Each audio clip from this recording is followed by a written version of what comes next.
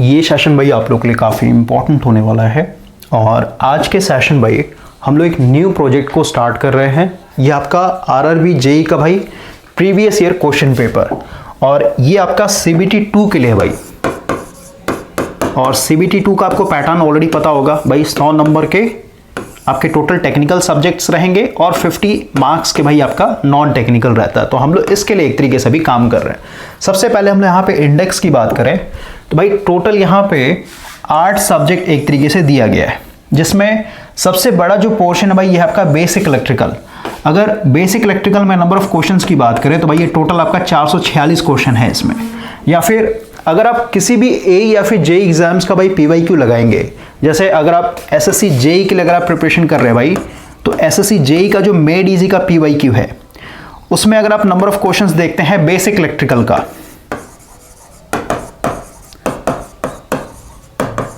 तो भाई इसमें आपका 1200 प्लस एक तरीके से एमसीक्यूज क्वेश्चन है सिर्फ और सिर्फ बेसिक इलेक्ट्रिकल का। तो किसी भी जेई या फिर ए एग्जाम में भाई अगर आप बैठ रहे हैं तो सबसे ज़्यादा क्वेश्चन बेसिक इलेक्ट्रिकल से ही बनते हैं। इसीलिए आपको इसको भाई बहुत ही स्ट्रॉन्ग करना है, क्योंकि ये आपका पूरा का पूरा फाउंडेशन है इलेक्ट्रिकल इंजीनियरिंग का। क्योंकि ये अगर आपने पकड़ लिया ना तो नीचे के जितने भी सब्जेक्ट्स भाई वो आपको एक तरीके से ईजी लगने लगेंगे। तो सबसे पहला टारगेट भाई हम लोग का यही रहेगा कि भाई ये 446 क्वेश्चन को कवर करना। और 446 क्वेश्चंस के लिए यहाँ पे जो नंबर ऑफ लेक्चर्स रिकॉर्ड होंगे भाई ये 10 से 12 मैक्सिमम 12 भाई, क्योंकि हम लोग का एवरेज रहेगा हर एक लेक्चर में 50 क्वेश्चन एक तरीके से कवर करना। ओके, और ये एक डेमो सेशन है भाई, और इसके रिगार्डिंग भाई नोटिफिकेशन डाला गया था। जो भी स्टूडेंट भाई पहली बार वॉच कर रहे हैं फिर इनको नहीं पता है तो ये आपका IIIQ का परमानेंट नंबर है 7519957965। और इस पीवाईक्यू का जो फी है भाई ये ₹400 है। जिन्हें भी इनरोल करना है इसी नंबर पे आपका जीपे और फोन पे भाई अवेलेबल है। आप डायरेक्ट फी पे करके इसी नंबर पे व्हाट्सएप भी अवेलेबल है, आप फी का स्क्रीनशॉट लेकर के अटैच कर दीजिएगा और अपना जीमेल आईडी भाई मेल आईडी आप अटैच कर दिया, सारे के सारे लेक्चर्स जो है आपको मेल आईडी पे मिलेंगे। यूट्यूब पे भाई बस डेमो के लिए 2 से 3 लेक्चर अपलोड होगा, उसके बाद फिर आपका ये प्राइवेट हो जाएगा। ओके, तो आज के सेशन को भाई हम लोग स्टार्ट कर रहे हैं, और आज के सेशन भाई हम लोग 50 क्वेश्चन को कवर करेंगे। सबसे पहला क्वेश्चन देखिए क्या बोल रहा है भाई कि मेरे पास एक 100 वॉट का बल्ब है और इसको 10 घंटे के लिए एक तरीके से चलाया गया भाई, तो ये कितना एक तरीके से इलेक्ट्रिकल एनर्जी कंज्यूम्ड करेगा। तो भाई क्योंकि अभी पीवाईक्यू चल रहा है तो भाई डायरेक्ट हम लोग क्या करेंगे, फार्मूला बेस्ड रहेंगे भाई, ठीक है। यानी यहाँ पे हम लोग ज़्यादा कॉन्सेप्ट के ऊपर बात नहीं करेंगे। ओके, तो सबसे पहले हम लोग को पता है भाई एनर्जी इक्वल टू होता है पावर इनटू टाइम। लेकिन यहाँ पे ध्यान रखना एक होता है एसआई यूनिट भाई, ठीक है। फिजिक्स जब आप पढ़ेंगे तो भाई वहाँ पे हम लोग fundamental units and derived unit ये सब पढ़ते हैं ना, तो भाई इसी के अंदर आपका एसआई यूनिट आता है। तो भाई एसआई यूनिट में जो एनर्जी का यूनिट है ये जूल होता है, पावर का भाई वॉट होता है, ओके, और टाइम का एक तरीके से सेकंड होता है भाई।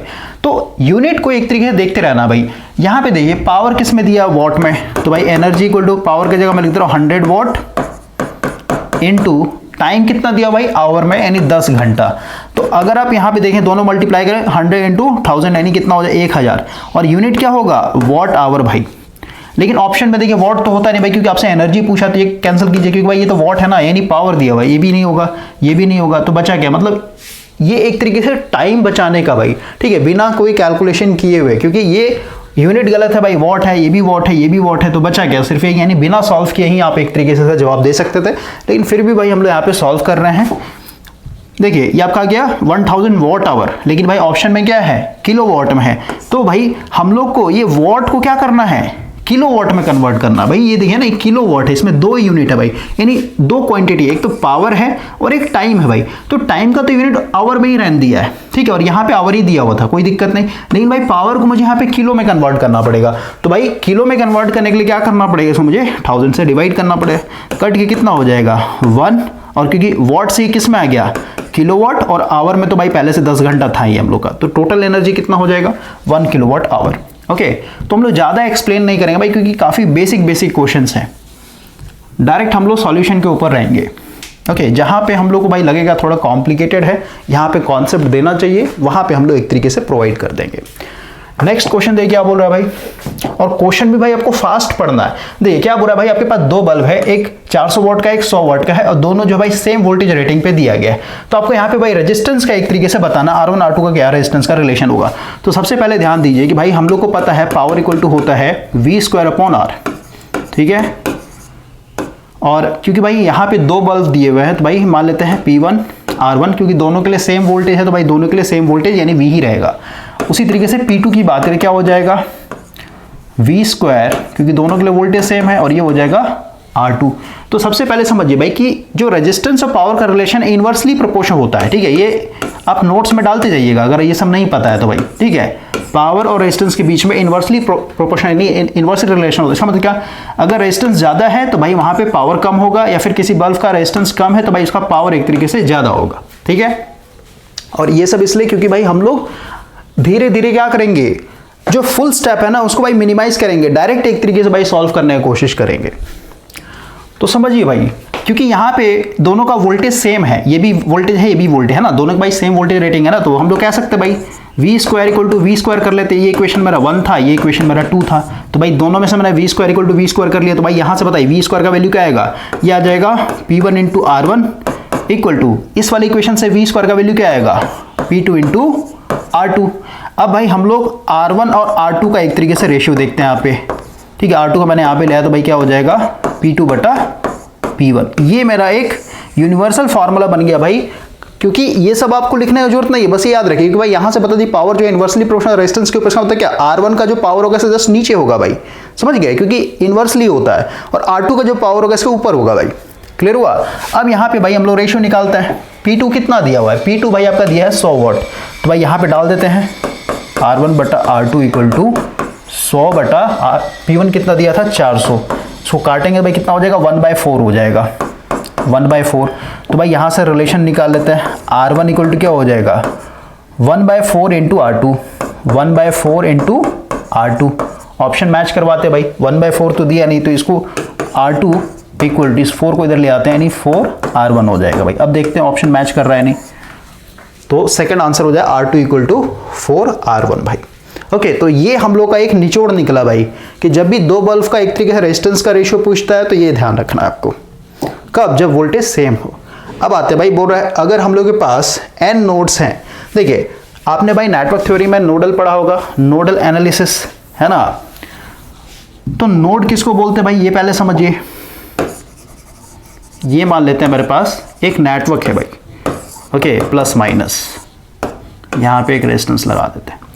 तो नोड किसको बोलेंगे भाई, जहां पे जिस पॉइंट पे भाई दो यानी एक से अधिक एक तरीके से सर्किट एलिमेंट्स कनेक्टेड होते हैं उसको नोड बोलते हैं भाई। जैसे ये एक नोड हो जाए, क्योंकि भाई इस पॉइंट पे हमारे नोड ए में बोल रहा हूं, तो इस पॉइंट पे क्या है, इस रेजिस्टेंस का मान R1 है और ये मान लेते हैं भाई V है भाई।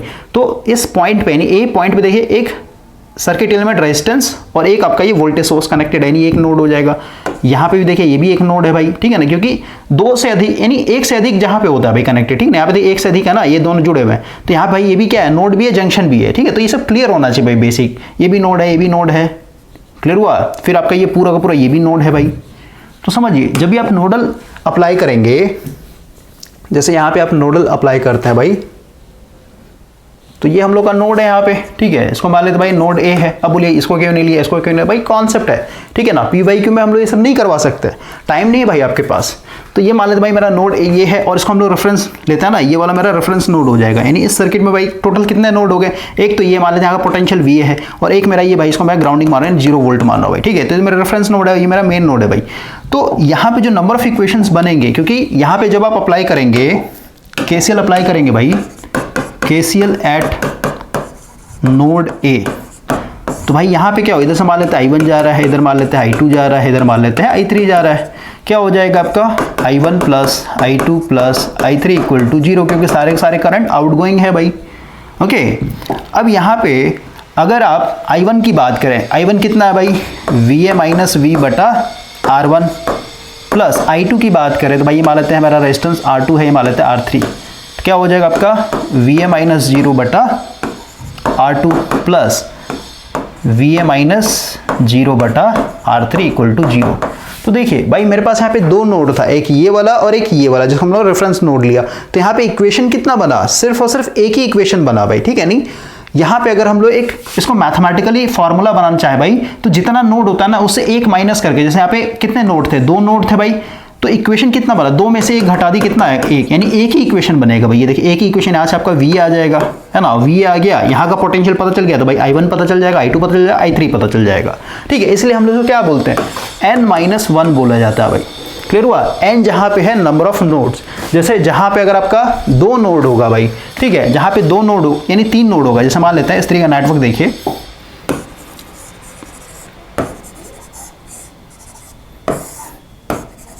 इस तरीके का कोई नेटवर्क है भाई, ठीक है। तो यहाँ पे देखिए एक ये नोड हुआ, एक ये नोड हुआ और एक ये मेरा रेफरेंस नोड हुआ, तो टोटल कितने नोड हो गए, तीन नोड हो गए भाई, है ना। तो यहाँ पे नंबर ऑफ इक्वेशंस कितने बनेंगे, यहाँ पे n-1 यानी टोटल नंबर ऑफ नोड्स कितने हैं, तीन, और तीन में से एक घटाएंगे तो भाई कितना आएगा, दो, क्योंकि ये एक नोड होगा भाई जहाँ पे मेरे को VA निकालने के लिए इक्वेशन लिखना पड़ेगा, और ये मान लीजिए VB है तो इसको निकालने के लिए एक इक्वेशन, यानी दो इक्वेशन यहाँ पे टोटल बनेंगे। तो n-1 क्या बताता है, नंबर ऑफ इक्वेशन को, n जहाँ पे क्या है, नंबर ऑफ नोड, तो तीन नोड रहेगा तो तीन में से एक घटाएंगे यानी दो इक्वेशन बनेंगे। अगर आपका दो नोड है भाई तो दो में से एक घटाएंगे तो एक ही इक्वेशन बनेगा आपका।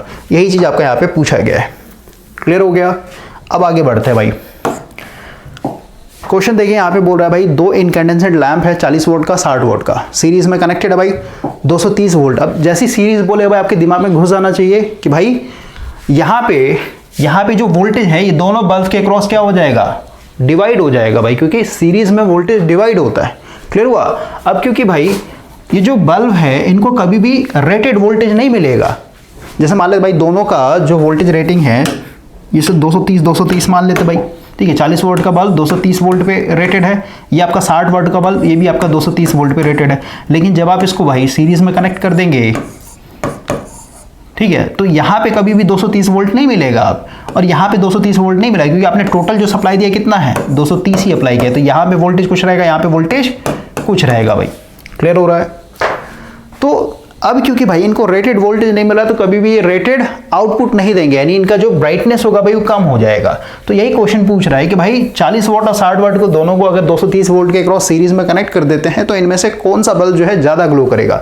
तो सबसे पहले समझिए भाई जो ब्राइटनेस होता है किसी भी बल्ब का, जो ब्राइटनेस होता है भाई वो पावर पे डिपेंड करता है, यानी इसके पास कितना पावर एक तरीके से पहुंच रहा है भाई।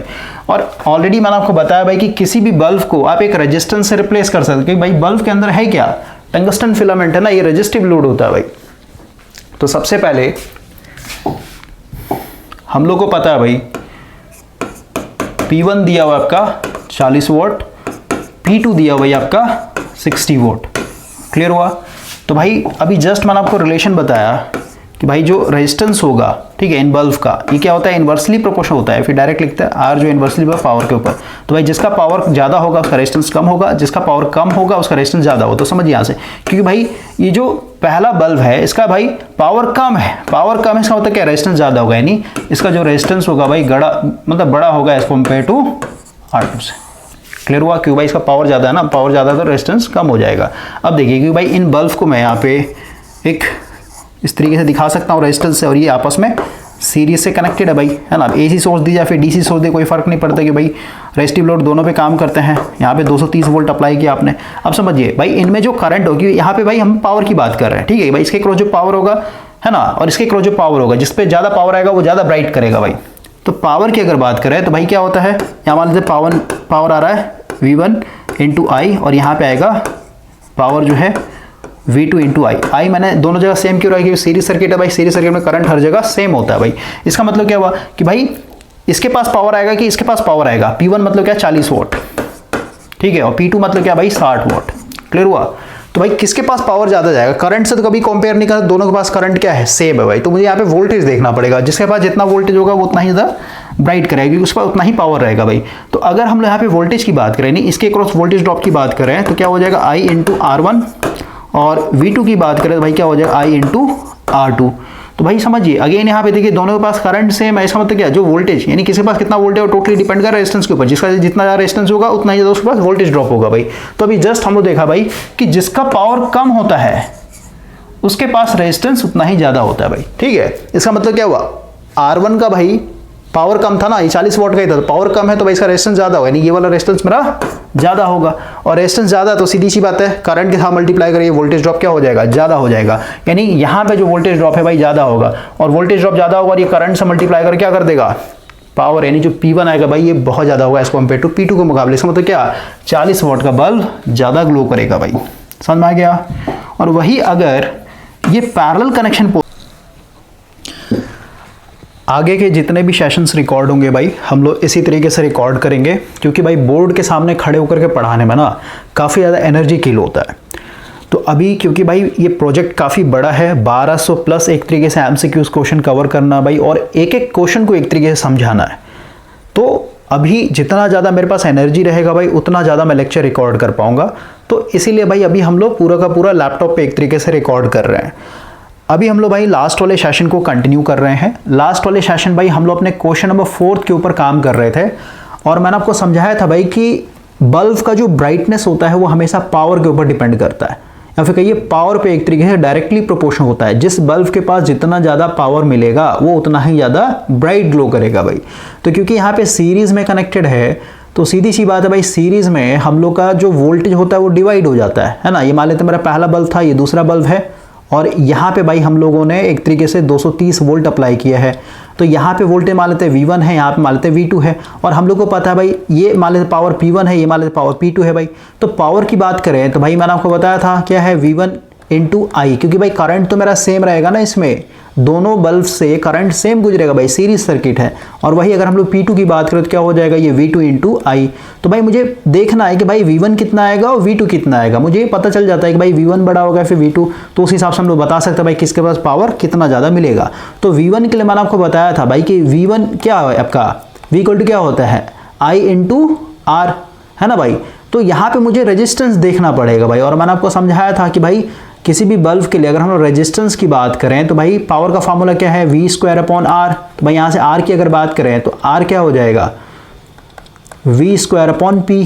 तो यहाँ से देख रहे हैं भाई कि जो रेजिस्टेंस होता है इन्वर्सली प्रभाव पावर के ऊपर, यानी जिसका पावर कम होगा भाई, यानी जिस बल्ब का पावर रेटिंग कम होगा उसका रेजिस्टेंस ज़्यादा होता है भाई, समझ गए। और जिसका रेजिस्टेंस ज़्यादा होगा, सीधी सी बात है, यहाँ पे देखिए इसका रेजिस्टेंस क्योंकि ज़्यादा है, क्योंकि पहला बल्ब 40 वोल्ट का ही था ना, समझ गए। तो पावर कम है तो रेजिस्टेंस ज़्यादा है, रेजिस्टेंस ज़्यादा है इसका मतलब क्या, करंट के साथ मल्टीप्लाई होकर के यहाँ पे वोल्टेज ड्रॉप ये ज़्यादा लेकर के आएगा। यानी हम लोग का भाई ये जो V1 है, यानी V1 जो वोल्टेज ड्रॉप होगा ये बड़ा होगा एज कम्पेयर टू V2। इसका मतलब क्या हुआ कि भाई V1 मेरा बड़ा है, सीधी सी बात है, जब इसको करंट से मल्टीप्लाई करेंगे तो भाई P1 जो आएगा ये ज़्यादा आएगा भाई, यानी यहाँ पे P1 मेरा बड़ा है P2 के मुकाबले। इसका मतलब क्या हुआ कि भाई 40 वॉट का जो बल्ब होगा वो ज़्यादा ब्राइट ग्लो करेगा, क्योंकि इसके पास पावर ज़्यादा मिलेगा भाई।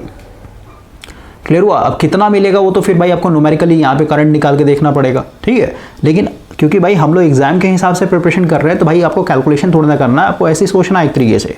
तो कौन सा बल्ब ज़्यादा ग्लो करेगा, 40 वॉट का भाई। और वही अगर यहाँ पे भाई पैरेलल में दिया हुआ रहता है कि भाई दोनों बल्ब एक तरीके से पैरेलल में कनेक्टेड है 230 वोल्ट के क्रॉस, तो यहाँ पे देखिए ये मान लेते पहला बल्ब हो गया और ये मान लेते भाई दूसरा बल्ब हो गया, ये मान लेते भाई 40 वोल्ट का है और ये मेरा 60 वोल्ट का है। तो इस केस में भाई आपका जिसके पास जितना ज़्यादा पावर होगा ना उतना ही ज़्यादा ब्राइट ग्लो करेगा भाई। क्यों? क्योंकि पैरेलल में आपका 230 वोल्ट क्या होगा, इनके दोनों भाई पैरेलल में सेम वोल्टेज होता है ना भाई, इसके पास भी रेटेड वोल्टेज आ गया, इसके पास भी रेटेड वोल्टेज आ गया। और पैरेलल में जो ब्रांचेस होते हैं, जैसे ये 40 वॉट का जो ब्रांच है ना भाई, ये इंडिपेंडेंट है, मतलब इसको भाई इस 60 वॉट से कोई मतलब नहीं है, कोई लेना देना नहीं है।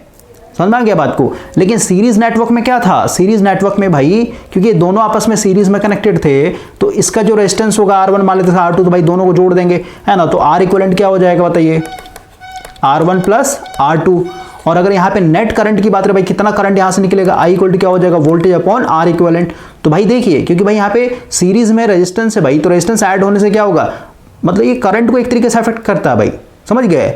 सीरीज सर्किट में कितना करंट फ्लो होगा वो टोटली डिपेंड करता है भाई कि R इक्विवेलेंट है, नेट रेजिस्टेंस कितना एक तरीके से बन रहा है नेटवर्क का। लेकिन भाई पैरेलल में क्या है, पैरेलल में क्योंकि भाई वोल्टेज के क्रॉस फिक्स हो गया तो भाई ये अपने हिसाब से करंट खींचेगा भाई, ये इंडिपेंडेंट हो जाता है बगल वाले ब्रांचेस से, समझ गए।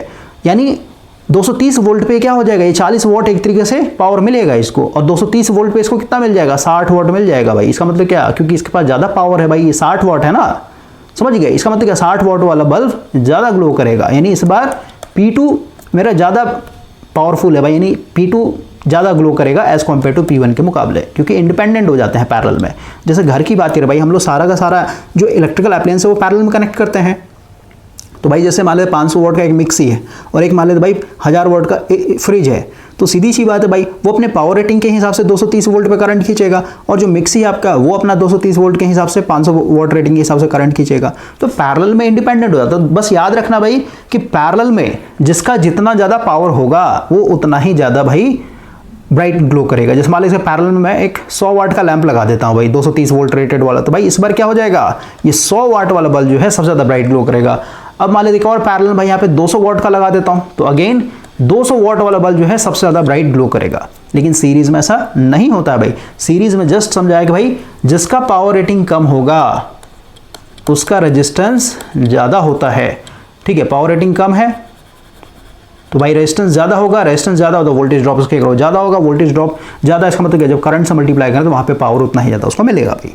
ठीक है, तो सीरीज में जिसका कम वोल्टेज होगा वो सबसे ज़्यादा ग्लो करता है, और पैरेलल में जिसका सबसे ज़्यादा पावर होता है भाई वो एक तरीके से सबसे ज़्यादा ग्लो करता है। ठीक है, बाकी भाई ये समझने वाली चीज़ है। अब हम लोग थोड़ा सा आगे बढ़ते हैं। नेक्स्ट क्वेश्चन देखिए क्या बोल रहा है,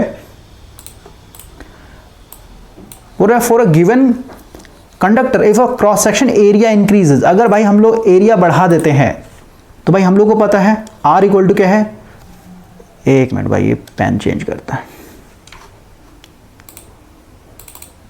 देखिए R इक्वल टू क्या है भाई, रो L अपॉन एरिया। तो भाई अगर एरिया बढ़ा देंगे तो रेजिस्टेंस मेरा कम हो जाएगा, सही बात है।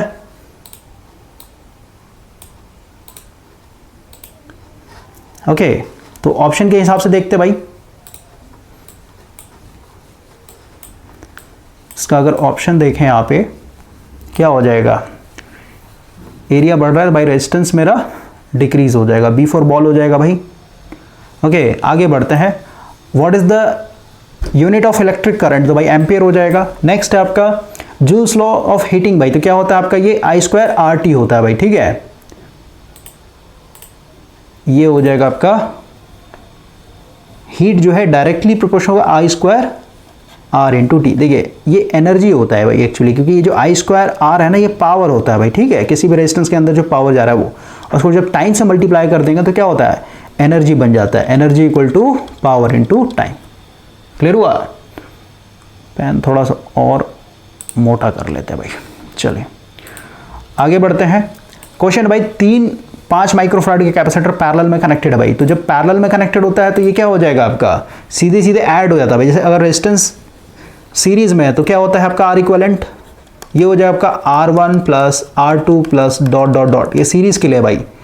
वही पैरेलल में हो जाएगा तो पैरेलल में क्या होता है आपका 1 by R equivalent equal to 1 by R1 plus 1 by R2 plus 1 by R3 plus 1 by R4 plus dot dot dot. ठीक है, ये रेजिस्टेंस का हो गया भाई आपका। वही अगर हम लोग कैपेसिटर की बात करें भाई तो यहाँ पे जस्ट उल्टा होता है, यानी अगर कोई दो या दो से अधिक भाई अगर कैपेसिटर एक तरीके से पैरेलल में लगा हुआ तो सीधे सीधे ऐड हो जाएगा, यानी इसको C1 plus C2 plus C3 इस तरीके से करेंगे। ठीक है, और वही अगर आपका सीरीज में दिया हुआ है तो भाई 1 बाय C इक्विवेलेंट क्या हो जाएगा, 1 by C1 plus 1 by C2 plus 1 by C3 इस तरीके से चलेगा आपका। क्लियर हुआ? तो भाई यहाँ पे कितने हैं, 5 माइक्रोफैराड के 3 कैपेसिटर है भाई, तो तीनों का ऐड कर दिया, यानी 5 या 15 हो जाएगा, यानी इसका D4 डॉग हो जाएगा आपका। ठीक है, आगे बढ़ते हैं। देखिए नेक्स्ट क्वेश्चन है कंपोनेंट विच ओबे, यानी ऐसा कौन सा कंपोनेंट है भाई जो ओम्स लॉ को फॉलो करता है भाई। ठीक है, तो ओम्स लॉ को फॉलो करने के लिए क्या हो जाएगा आपका, ओमिक कंपोनेंट भाई। ओमिक कंपोनेंट का मतलब क्या है, वैसे कंपोनेंट जो ओम्स लॉ को फॉलो करे भाई। ओम्स लॉ क्या है भाई आपका, यानी जैसे जैसे आप वोल्टेज बढ़ाएंगे भाई। ठीक है, जैसे अगर हम लोग यहाँ पे ग्राफ से समझे, मान लेते भाई मेरा वोल्टेज है और ये मेरा करंट है भाई, तो जैसे जैसे आप वोल्टेज को बढ़ाइएगा, और वोल्टेज का मतलब क्या, इलेक्ट्रिक फील्ड भाई, जितना ज़्यादा इलेक्ट्रिक फील्ड बढ़ाएगा उतना ही ज़्यादा इलेक्ट्रॉन को खींचने का ताकत बढ़ते चला जाता है भाई। ठीक है, तो इलेक्ट्रॉन उतना ही ज़्यादा क्या होगा आपके नेटवर्क से फ्लो होगा भाई। ठीक है, तो वोल्टेज जैसे बढ़ाएंगे वैसे वैसे करंट भी बढ़ेगा, यानी ये लीनियर एक तरीके जाता है, स्ट्रेट लाइन बनता है भाई। ठीक है, इसी को बोलते हैं ओम्स लॉ। यानी करंट जो है आपका डायरेक्टली प्रोपोर्शनल है वोल्टेज के ऊपर, यानी जितना ज़्यादा वोल्टेज होगा उतना ही ज़्यादा आपका करंट बहेगा भाई। क्लियर हुआ। एक होता है V डायरेक्टली प्रोपोर्शनल I भाई, यानी इसका मतलब क्या, वोल्टेज जो है डायरेक्टली प्रोपोर्शनल है करंट के ऊपर। इसको तोड़ के समझिए आप, ये गलत है भाई स्टेटमेंट। करंट डायरेक्टली प्रोपोर्शनल होता है वोल्टेज के ऊपर भाई, ये सही है स्टेटमेंट। यानी जैसे जैसे आप वोल्टेज बढ़ाएंगे वैसे वैसे करंट आपका बढ़ेगा, यानी करंट डायरेक्टली प्रोपोर्शनल है वोल्टेज के ऊपर, ना कि वोल्टेज डायरेक्टली प्रोपोर्शनल करंट के ऊपर भाई। इसको आप सोचिएगा एक बार मैं क्या कह रहा हूं। सो आगे बढ़ते हैं भाई। देखिए नेक्स्ट है, बोलता है 100 what is being supplied across a potential difference of इतना, तो भाई करंट कितना आएगा, तो करंट यहां से निकाल लेते भाई। देखिए पावर इक्वल टू होता है हम लोग का वोल्टेज इनटू करंट, तो भाई करंट क्या आ जाएगा, पावर अपॉन वोल्टेज। पावर कितना है भाई 100 वाट है, डिवाइडेड बाय वोल्टेज कितना है 200, तो भाई कितना आ जाएगा 1/2 1/2 का मतलब 0.5। क्लियर हो गया। तो इस तरीके से भाई अभी बेसिक क्वेश्चन दिया हुआ है, धीरे धीरे आपका स्टैंडर्ड बढ़ेगा। आगे बढ़ते हैं हम लोग। देखिए नेक्स्ट क्वेश्चन आपका, क्वेश्चन बोल रहा है the total opposition offer to the flow of current in AC circuit is called. तो भाई एसी सर्किट लिखा हुआ है। देखिए PYQ लगाने का ही मतलब भाई, आप एग्जाम में जाएंगे तो भाई हो सकता है रेजिस्टेंस चूज कर लें, लेकिन भाई यहाँ पे एसी नेटवर्क दिया हुआ है। एसी में क्या होता है आपका, इम्पिडेंस होता है भाई, समझ गए, रेजिस्टेंस नहीं होगा। और वही अगर यहाँ पे सडन चेंज लिखता ना, सिर्फ ऑपोजिशन की जगह भाई सडन चेंज लिखता, ठीक है, तो भाई सडन चेंज ऑफ करंट तो इंडक्टेंस हो जाता, सडन चेंज ऑफ वोल्टेज तो भाई कैपेसिटेंस हो जाता, ठीक है। तो इस तरीके ध्यान देना। आगे बढ़ता है भाई, किरचॉफ्स लॉ का पहला नियम होता है KCL, यानी किरचॉफ्स करंट लॉ। तो भाई करंट लॉ किसके बारे में बताता है भाई, जितना करंट गया उतना ही करंट क्या होना चाहिए, वापस आना चाहिए भाई किसी भी सर्किट में। इसका मतलब क्या हुआ कि भाई, और करंट का मतलब क्या भाई, फ्लो ऑफ चार्ज। तो KCL किसके लिए होता है, चार्ज के लिए होता है भाई, चार्ज जो है कंजर्व्ड रहता है। कहना मतलब क्या है, जो देखिए अगर भाई मेरे पास ये मान लेते हैं नेटवर्क है, कुछ इस तरीके का नेटवर्क देख लेते हैं, ओके। तो कहने का मतलब क्या है ना भाई, अगर यहां से मान लेते हैं 10 एम्पीयर करंट निकला, तो भाई ये घूम फिर के वापस क्या होना चाहिए, इधर आपका 10 एम्पीयर करंट वापस आना चाहिए भाई, समझ गए। और करंट का मतलब क्या होता है, सीधे सीधे चार्ज, क्योंकि I इक्वल टू क्या है भाई, Q/T, मतलब कितने सेकंड में कितना चार्ज एक तरीके से फ्लो हो रहा है। जैसे अगर हम लोग 1 एम्पीयर को यहाँ पे डिफाइन करें, तो 1 एम्पीयर इसका कुछ नहीं भाई, तो 1 छुपा हुआ है, इसका कुछ नहीं तो 1 छुपा है, इसका कुछ नहीं तो 1 छुपा हुआ है। इसका मतलब क्या हुआ कि भाई एक सेकंड में, अब देखिए इसको यूनिट में लिखते हैं, करंट का यूनिट क्या होता है एम्पीयर, यानी 1 एम्पीयर, ठीक है। I की जगह मैंने एम्पीयर लिख दिया भाई, इक्वल टू 1 कूलाम, ठीक है। चार्ज का यूनिट तो कूलाम ही होता है भाई, C से कर देते हैं इसको, और ये 1 टाइम का यूनिट होता है सेकंड भाई। इसका मतलब एक सेकंड में अगर 1 कूलाम ऑफ चार्ज फ्लो हो जाता है एक किसी भी वायर के अंदर भाई, तो कितना एम्पीयर का करंट देगा, 1 एम्पीयर करंट के बराबर होता है वो, समझ गए। तो करंट का मतलब सीधे सीधे फ्लो ऑफ चार्ज से होता है भाई। तो जितना चार्ज यहां से निकलेगा उतना ही चार्ज वापस एक तरीके से आना चाहिए, चार्ज जो है भाई मेरा वो कंजर्व्ड रहता है भाई, ठीक है। तभी वहां पे हम लोग KCL अप्लाई कर सकते हैं। अब जैसे अगर यहां से मान लो 10 एम्पीयर करंट निकला और इधर भाई 10 एम्पीयर करंट घूम के नहीं आया, तो भाई यहाँ पे KCL आप अप्लाई नहीं कर सकते भाई, फेल हो जाएगा। क्लियर हो गया। आगे बढ़ते हैं हम लोग। देखिए नेक्स्ट क्वेश्चन है, a quantity whose magnitude has a definite repeating time cycle भाई, यानी एक पर्टिकुलर टाइम के बाद भाई वो अपने आप को रिपीट करे, तो उसको हम लोग क्या बोलेंगे, उसको भाई हम लोग पीरियोडिक स्टेट बोलते हैं भाई, या फिर वो मेरा एक पीरियोडिक सिग्नल है भाई। और पीरियोडिक सिग्नल का बेस्ट एग्जांपल क्या है, जैसे साइन वेव हो गया भाई, कोसाइन वेव हो गया ना, ये एक पर्टिकुलर टाइम के बाद क्या हो रहा है, अपने आप को फिर से रिपीट कर रहा है। क्लियर हुआ। और पीरियोडिक सिग्नल का भाई जैसे एग्जांपल, जैसे कोई मान लेता आपका कोई फेवरेट सॉन्ग है भाई, तो सॉन्ग क्या है, एक पीरियोडिक सिग्नल है भाई। जैसे हमारे 5 मिनट का कोई सॉन्ग है भाई, तो 5 मिनट के बाद वो फिर से क्या होगा, रिपीट होगा वो, समझ गए। तो यही चीज होता है भाई कि जब आप एक फेवरेट सॉन्ग को 10 बार 20 बार 30 बार जब सुन लेंगे ना, तो उससे आप बोर हो जाइएगा भाई, आपको फिर सुनने का मन नहीं करेगा। क्यों, क्योंकि वो पीरियोडिक है भाई, वो बार बार अपने आप को रिपीट कर रहा है। आप जैसे भाई जॉब कर रहे हैं, तो भाई सुबह 5 बजे या फिर भाई मान लेते हैं सुबह 9 बजे से और शाम में 5 बजे तक जा रहे हैं भाई, यानी ये आपका डेली का रूटीन है भाई। आप एक पीरियोडिक साइकिल पे एक तरीके से चल रहे हैं भाई। तो आदमी क्या होता है, 1 साल के बाद, 1.5 साल के बाद, 2 साल के बाद भाई वो सैचुरेट हो जाता है, फिर उसको जॉब में मन नहीं लगता भाई, समझ गए। तो कोई भी पीरियोडिक सिग्नल है वो अपने आप रिपीट होता है भाई एक पर्टिकुलर टाइम के बाद। तो उस चीज को अगर आप करेंगे तो भाई बोर हो जाइएगा, फिर चाहे म्यूजिक हो, फिर चाहे आपका काम हो, कुछ भी हो भाई। आगे बढ़ते हैं हम लोग। देखिए नेक्स्ट क्वेश्चन है कि भाई 2 बल्ब है मेरे पास, एक है आपका 500 वाट का, दूसरा है 200 वाट का, 250 वोल्ट पर रेटेड है। इसका रेजिस्टेंस का रेशियो बताना भाई।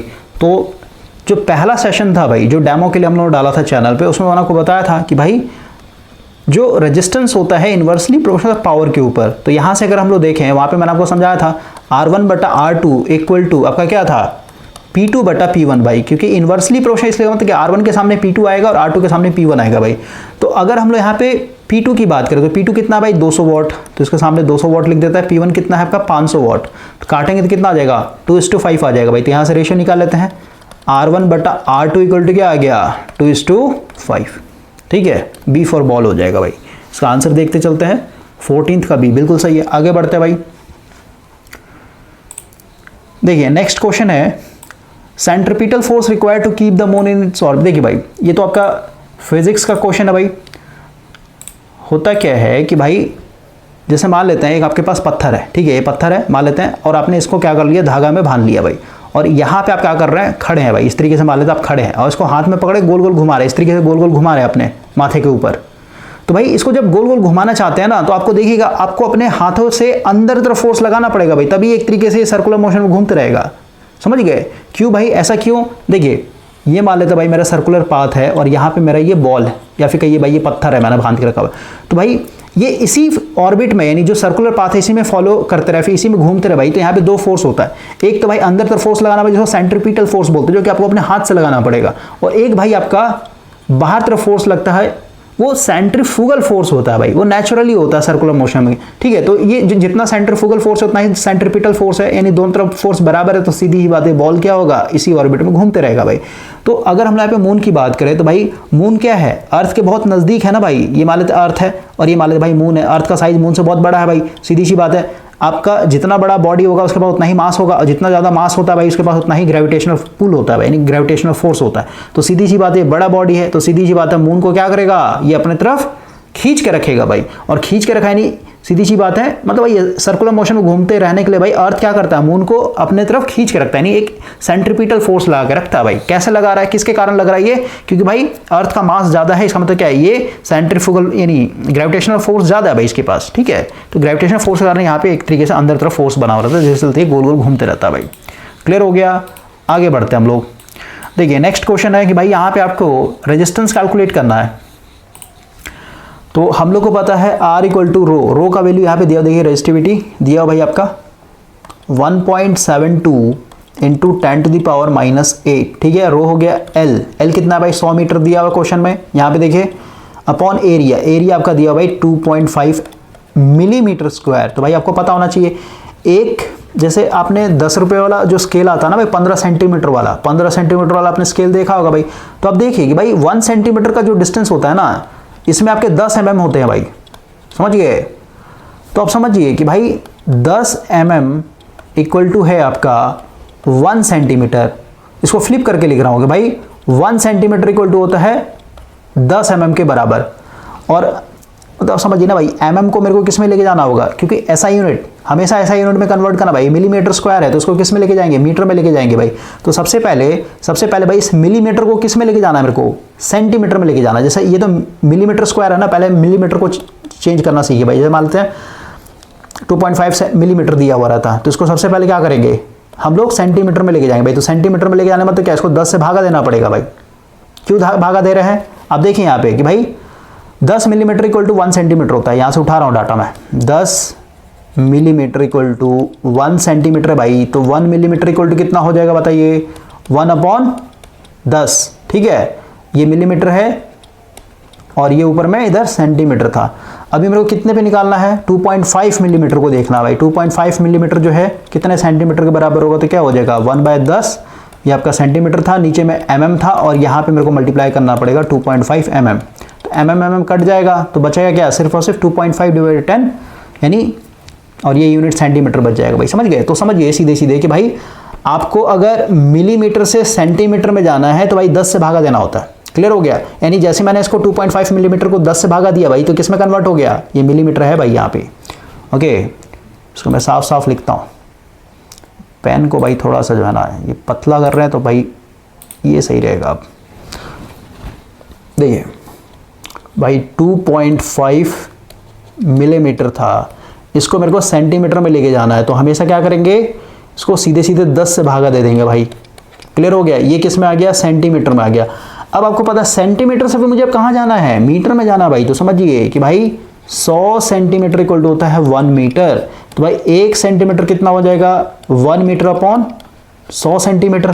तो भाई मेरे पास अभी कितना है, 2.5 बटा 10 सेंटीमीटर है ना। तो सीधी सी बात है, क्या हो जाएगा 1/100 इंटू ये हो जाएगा 2.5 बटा 10। यानी कहने मतलब क्या ना भाई, ये जो सेंटीमीटर में आपने चेंज किया ना, इसको मीटर में लेके जाना, तो फिर से इसको क्या करना पड़ेगा, 100 से भागा देना पड़ेगा भाई। समझ गए, यानी 2.5 डिवाइडेड बाई 10। ये तो किस में था, सेंटीमीटर में, इसको मीटर में फिर से क्या करेंगे, 100 से भागा देंगे। ठीक है, तो इसके नीचे कुछ नहीं, तो 1 छुपाइए, ऊपर जाएगा, ये इसका मल्टीप्लाई हो जाएगा, यानी क्या हो जाएगा 2.5 डिवाइडेड बाई 1000। इसका मतलब क्या हुआ कि भाई डायरेक्ट अगर आपको mm से यानी मिलीमीटर से कहाँ जाना है, मीटर में जाना है, तो भाई आपको सीधे सीधे 1000 से भागा देना होता है।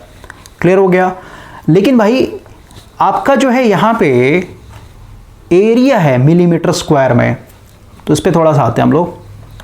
R equal to rho L upon area, formula होता है भाई, रो का वैल्यू कितना है 1.72 इंटू 10⁻⁻8।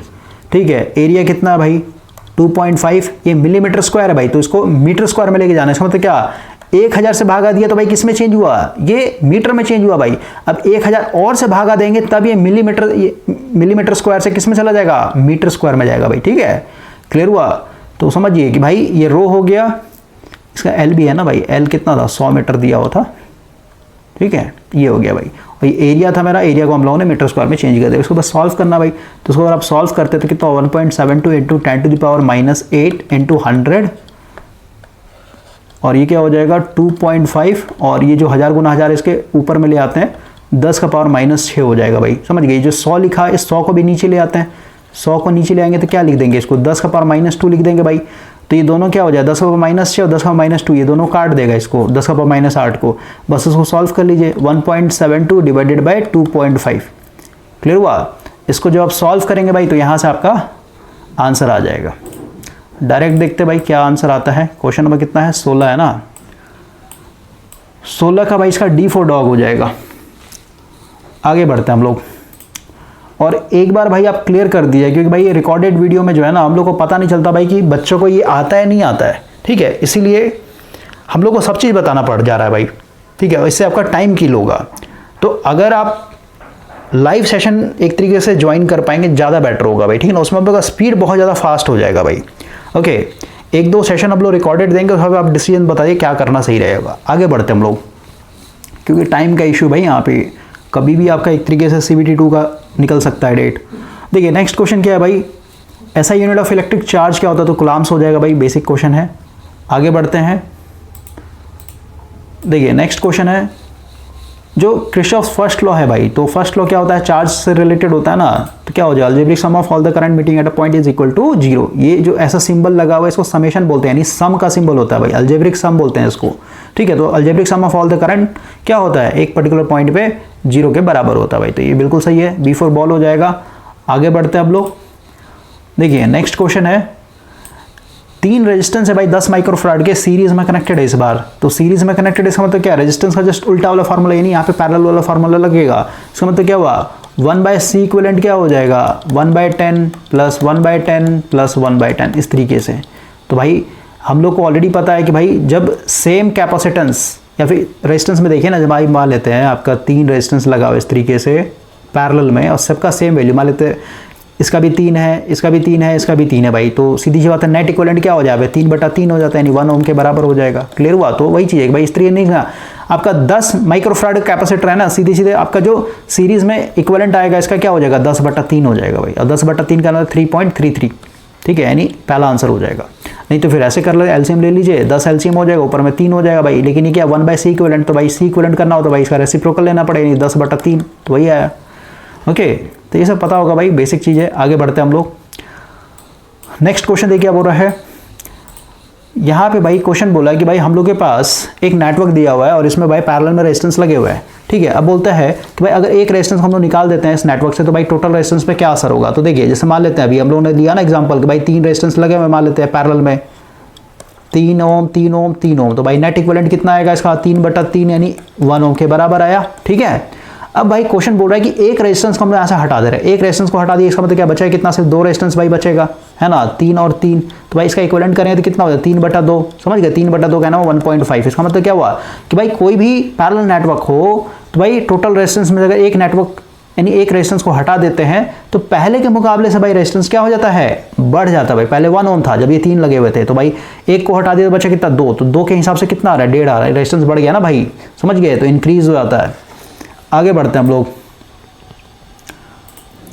देखिए क्वेश्चन क्या है, बोल रहा है what is the term use to describe the ability of a device to store energy in the form of an electrical charge. तो इलेक्ट्रिकल चार्ज के रूप में कौन सा डिवाइस स्टोर करता है भाई, एनर्जी, कैपेसिटेंस भाई, ठीक है। कैपेसिटर क्या है, 2 पैरेलल प्लेट होते हैं भाई, है ना, इनके बीच में डाइलेक्ट्रिक भरा हुआ रहता है, तो यहाँ पे इन प्लेट में क्या होता है, चार्ज एक तरीके से, क्योंकि बैटरी क्या करता है एक्सटर्नल वर्क डन करेगा, यहाँ से इलेक्ट्रॉन खींच करके दूसरे वाले प्लेट को देता है भाई, जिसमें चार्ज के रूप में एनर्जी स्टोर होता है, ठीक है। आगे बढ़ते हैं हम लोग,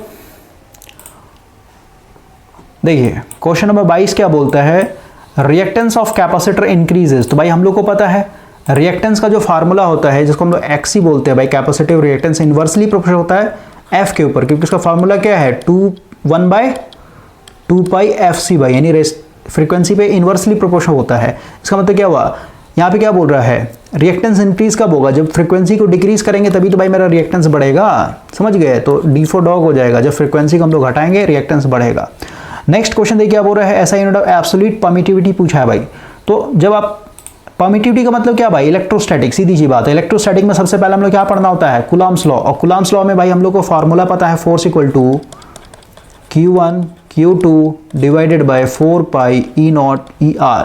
तो भाई यही तो है मेरा, इसको E0 इंटू ER, इसको क्या बोलते हैं, E बोलते हैं भाई, E equal to E0 into ER होता है, इसी को हम लोग एब्सोल्यूट परमिटिविटी बोलते हैं भाई, ठीक है। तो इसका यूनिट निकालना मेरे को यहाँ से, हम मान लेते हैं एयर, इसके जगह पूरा पूरा ले लीजिए ना, इसका मुझे यूनिट चाहिए भाई, तो इसको सबसे पहले इधर लेके आते हैं, तो क्या हो जाएगा E0 into ER equal to क्या हो जाएगा Q1 Q2 divided bye F into यहाँ पे 4πE0 R² भी होता है ना, डिस्टेंस, 2 चार्ज के बीच का जो डिस्टेंस होता है भाई, ठीक है। तो फोर्स इधर आ जाएगा और ये हो जाएगा 4π इंटू R², यही हो गया भाई। तो ऊपर में देखिए Q1 Q2 यानी कुलाम इंटू कुलाम क्या हो जाएगा, कुलाम का स्क्वायर हो जाएगा भाई, और नीचे में देखिए फोर्स का क्या होता है, यूनिट न्यूटन होता है भाई, 4π अपने आप में कांस्टेंट है, और ये R² मतलब 2 चार्ज के बीच में डिस्टेंस है भाई, तो डिस्टेंस किस में रखते हैं, मीटर स्क्वायर में, है ना, तो नीचे में क्या हो जाए आपका न्यूटन मीटर स्क्वायर भाई, समझ गए। तो ये मेरा यूनिट हो गया, यानी कुलाम स्क्वायर ये वाला हो जाए B, ठीक है, कुलाम स्क्वायर पर न्यूटन मीटर स्क्वायर भाई, ठीक है। तो कैसे निकालते हैं समझ में आ गया होगा, फार्मूला आपको पता होना चाहिए सब। आगे बढ़ते हैं हम लोग, क्वेश्चन देखिए क्या बोल रहा है कि भाई आपका यहाँ पे एक कंडक्टर है, कंडक्टर के अंदर ही देखिए इस तरीके का कंडक्टर है भाई ये, ठीक है, मतलब टॉप व्यू दिखाया गया भाई, और इसके अंदर डॉट का मतलब करंट क्या है, किस कंडक्टर से बाहर तरफ निकल रहा है भाई। तो राइट हैंड थंब रूल लगाएंगे, तो राइट हैंड थंब रूल लगाते ही क्या हो जाएगा, आपका जो चारों फिंगर है वो भाई इस डायरेक्शन में मुड़ेगा, इस डायरेक्शन में, ठीक है, यानी यहाँ पे जो मैग्नेटिक फील्ड बनेगा वो एक एंटी क्लॉकवाइज बनेगा भाई। ये मान लेते हैं मेरा एक कंडक्टर है, ठीक है, इसमें अगर करंट ऊपर तरफ जा रहा है तो सीधी सी बात है राइट हैंड थंब रूल लगाते हैं ना मैग्नेटिक फील्ड को फाइंड आउट करने के लिए, थंब को क्या कीजिए, थंब को आप एक तरीके से इस तरीके से कीजिए भाई, करंट का जो डायरेक्शन है उसके डायरेक्शन में करना होता है, और बाकी का जो आपका चारों फिंगर होगा ना इस तरीके से मुड़ेगा ऐसे, ठीक है। यहाँ पे फोटो बनाना भाई मुश्किल है, इस तरीके से समझिए आप, ओके।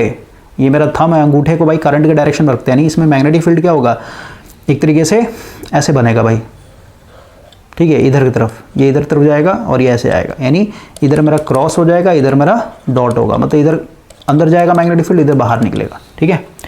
आगे बढ़ते हम लोग, अभी भाई यही सब बता सकता हूँ भाई, ठीक है, अभी थ्योरी पे जाने का मतलब भाई कभी कंप्लीट ही नहीं होगा ये। आगे बढ़ते हैं, बोलता है the bulb in a street light are connected, तो पैरेलल में हो जाएगा भाई, पैरेलल में क्योंकि भाई जस्ट बताया था जितने भी स्ट्रीट लाइट्स होते हैं भाई उनका अलग अलग पावर रेटिंग हो सकता है ना, सिचुएशन के हिसाब से भाई। तो सबको क्या चाहिए, इंडिपेंडेंट करंट चाहिए ना पावर के हिसाब से, तभी तो भाई अपने वो फुल पोटेंशियल पे ग्लो करेंगे, सबको पावर्स उनके रेटिंग के हिसाब से मिलना चाहिए। आगे बढ़ता है, बोल रहा है भाई कि आपका यहाँ पे रेजिस्टिविटी दिया हुआ है, ठीक है, लेंथ दिया हुआ भाई और एरिया दिया हुआ है, आपसे रेजिस्टेंस पूछा है तो अगेन फार्मूला बेस्ड है, रो का वैल्यू दिया 50 गुना 10 का पावर -8 इंटू एल दिया भाई 100 मीटर अपॉन एरिया, अगेन यहाँ पे क्या है मिलीमीटर स्क्वायर में, नहीं इसको क्या करना पड़ेगा 1000/1000, तो 1000/1000 कहना मतलब क्या 10 का पावर -6 से, ये 100 है तो उसको 100 को नीचे ले आता है, 10 का पावर -2 भाई, ये जो 100 था इसको मैं लिखा 10 का पावर 2, इसको जब नीचे लेके आएंगे भाई तो 10 का -2 बनेगा कि नहीं बनेगा बोलिए। तो ये और ये काट देगा इसको 10 का पावर -8 से, तो बचेगा क्या, ये हो जाएगा 50/0.1 और पॉइंट को हटाएंगे तो ऊपर यानी 500 में आ जाएगा भाई। ठीक है, आगे बढ़ते हैं। देखिए नेक्स्ट क्वेश्चन आता है भाई, बोल रहा है electric current in a metal wire.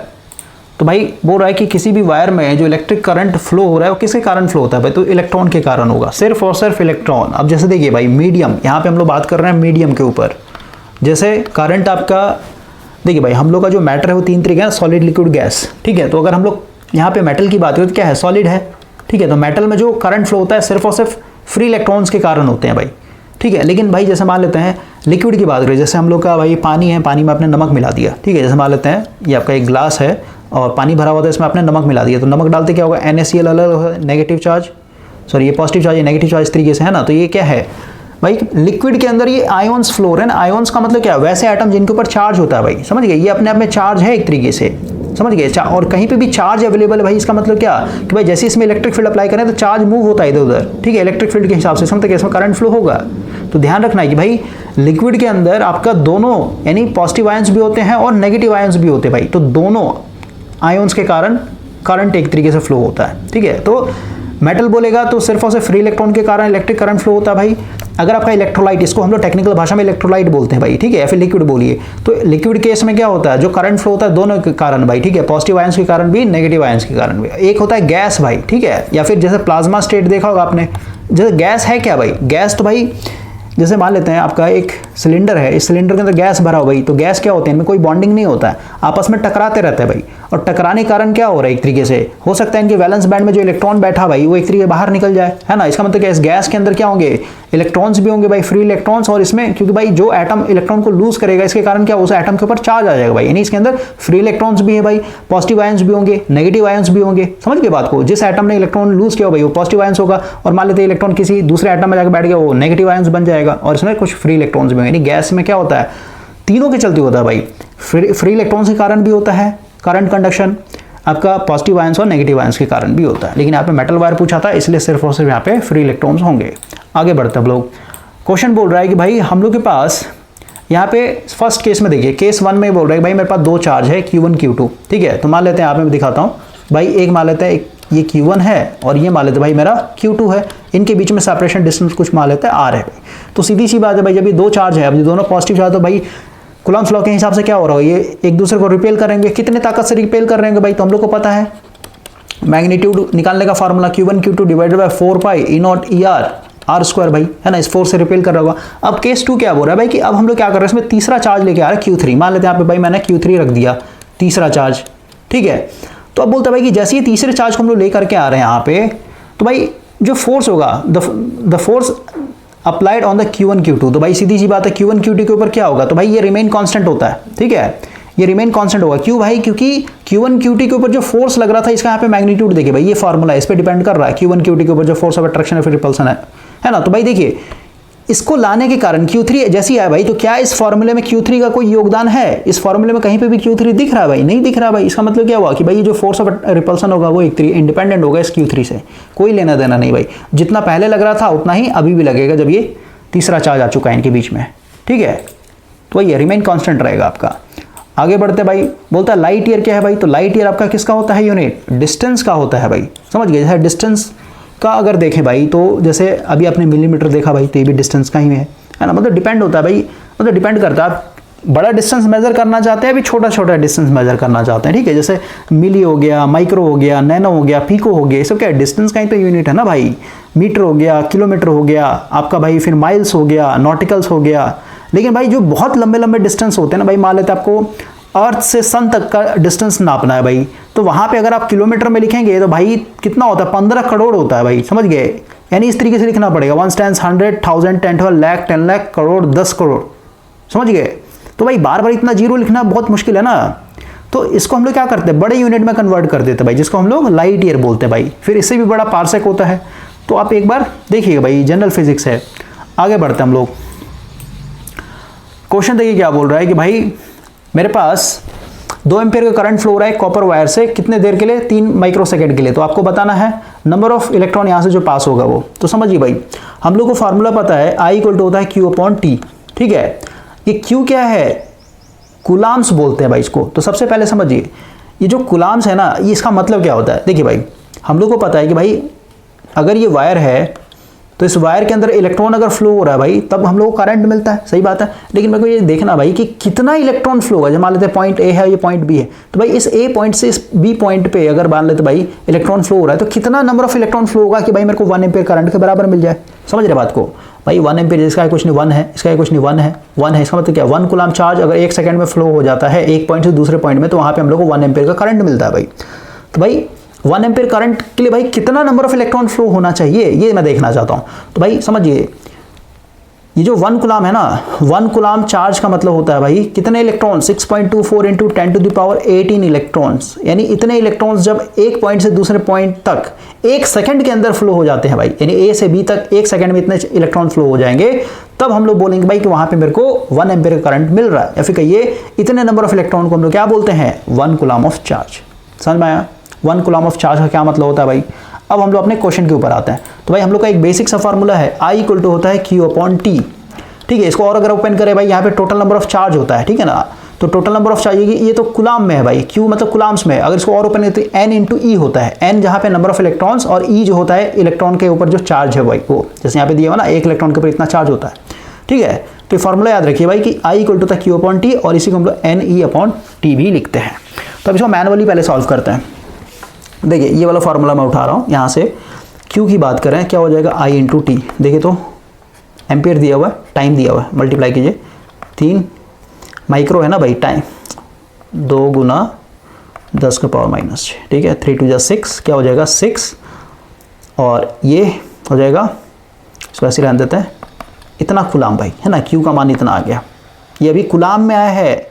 यहाँ पे आपसे क्वेश्चन में क्या पूछा है, कितने नंबर ऑफ इलेक्ट्रॉन्स फ्लो होंगे।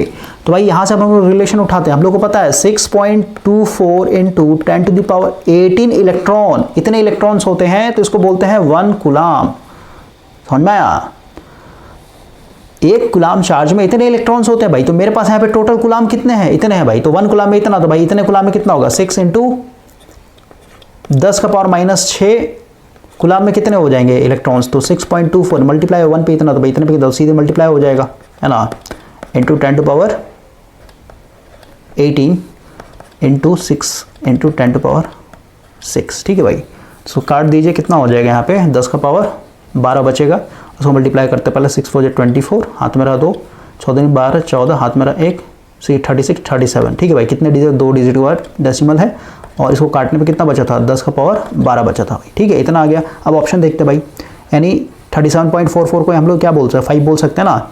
और यहाँ पे भाई ऑप्शन के हिसाब से देखना पड़ेगा, डेसिमल 1 डिजिट के बाद लगाया गया है ना, तो इसको अगर आगे शिफ्ट करेंगे, देखिए ये जो है ना भाई, इसको मैं ऊपर नीचे ऐसे मल्टीप्लाई कर सकता हूँ, 10 से ऊपर मल्टीप्लाई, 10 से नीचे डिवाइड, कोई दिक्कत। तो भाई ये जो 10 मैंने यहाँ पे मल्टीप्लाई किया ये वाला, इसको मैं यहाँ पे डाल देता हूँ। तो भाई 12 था पहले, ये 13 हो जाएगा। और ये जो नीचे में 10 बच गया भाई, तो इसको अगर इस 10 को मैं यहाँ पे लेके आता हूँ, ठीक है। तो सीधी सी बात है, ये 0 को ऊपर लेके जाएंगे तो 1 डिजिट शिफ्ट हो जाएगा ना आगे। इसका मतलब क्या, 3.744 इंटू 10 टू द पावर 13 बन जाएगा, इतने इलेक्ट्रॉन्स होंगे। और इसको क्या बोलते, 4 को हम लोग यहाँ पे 5 लिखें, यानी थर्ड आंसर हो जाएगा।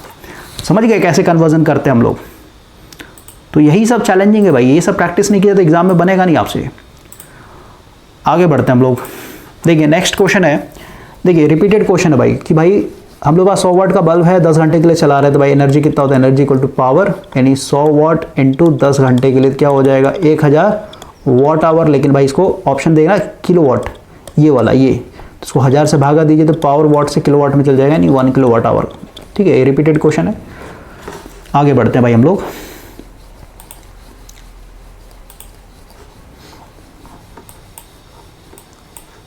देखिए क्वेश्चन है यहाँ पे, which of the following correct expression of capacitance भाई। तो C इक्वल टू होता है, या फिर ऐसे याद रहे, C जो है डायरेक्टली पर चार्ज के ऊपर, कैपेसिटर क्या काम होता है भाई, चार्ज को स्टोर करना, ठीक है। तो जिसका जितना ज़्यादा कैपेसिटेंस होगा, इसका मतलब क्या, उसमें चार्ज को स्टोर करने का उतना ही ज़्यादा एबिलिटी होता है भाई। कैपेसिटेंस का डेफिनेशन ही है the ability to store charge. तो हमेशा याद रखना भाई कि C के सामने Q होगा, समझ गए, जो बच्चा उसको नीचे लिख देंगे। तो भाई C इक्वल टू क्या होगा, Q अपॉन V, या फिर सीधे सीधे C इक्वल टू यानी Q इक्वल टू CV होता है भाई। ठीक है, ठीक है। तो बेसिक याद रखना पड़ेगा भाई आपको, ऐसे मैंने आपको आइडिया दे दिया भाई, इसको याद रखना है। C डायरेक्टली प्रोपोर्शनल होता है चार्ज के ऊपर। ठीक है, जितना ज़्यादा चार्ज उतना ज़्यादा उसका कैपेसिटेंस होगा भाई। क्लियर हुआ? आगे बढ़ते हैं हम लोग। देखिए क्वेश्चन बोल रहा है करंट थ्रू द 6 ओम। देखिए यहाँ पे मिसिंग था भाई, 2 ओम का है यहाँ पे लगा हुआ, ठीक है ना। इधर कितना जाएगा, तो सीधे ये दोनों सीरीज में भाई, सीरीज में करंट सेम होता है, तो ये दोनों को भाई एक के साथ जोड़ के मैं क्या कर दूँ, यहाँ पे 8 ओम का रेजिस्टेंस लगा देता हूँ। कोई दिक्कत? तो भाई अब देखिए हम लोग को इधर का करंट चाहिए, तो भाई मुझे पहले टोटल करंट देखना पड़े, इधर से कितना करंट आ रहा है, और जैसे मुझे ये टोटल करंट पता चलेगा भाई, इधर हम लोग करंट डिवीजन रूल लगा लेंगे। क्लियर हुआ? थोड़ा सा इसको मैं मिटाता हूँ, अच्छे तरीके से बनाता हूँ भाई। ठीक है, ये दोनों का जो इक्विवेलेंट आएगा ये 8 ओम आएगा।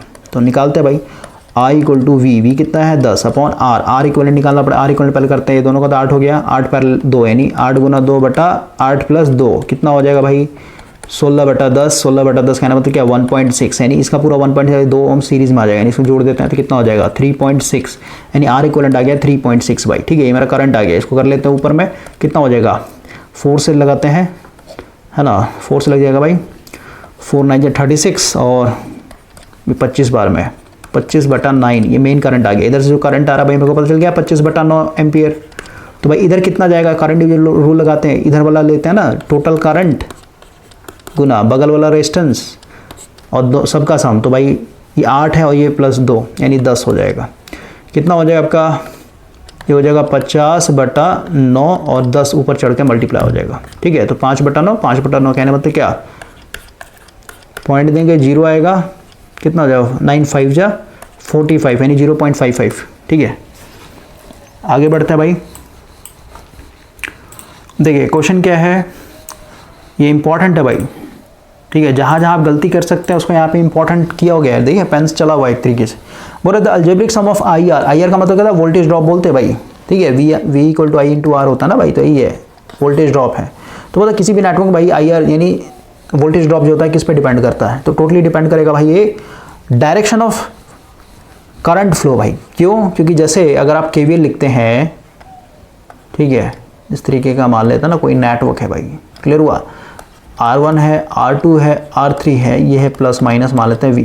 तो यहाँ पे केवीएल क्या होगा, V माइनस, इसमें मान लेते करंट फ्लो हो रहा है मेरा I, है ना, तो I into R minus R1, ठीक है, R2 minus I into R3, है ना, plus dot dot equal to 0। समझ में? अगर और रेजिस्टेंस लगे होंगे इसमें तो देखिए भाई ये माइनस माइनस माइनस ही क्यों किया हम लोगों ने, क्योंकि भाई ये करंट का डायरेक्शन क्या है इसमें, इस तरीके से यानी प्लस से माइनस, ये प्लस से माइनस, ये प्लस से माइनस, समझ गए बात को।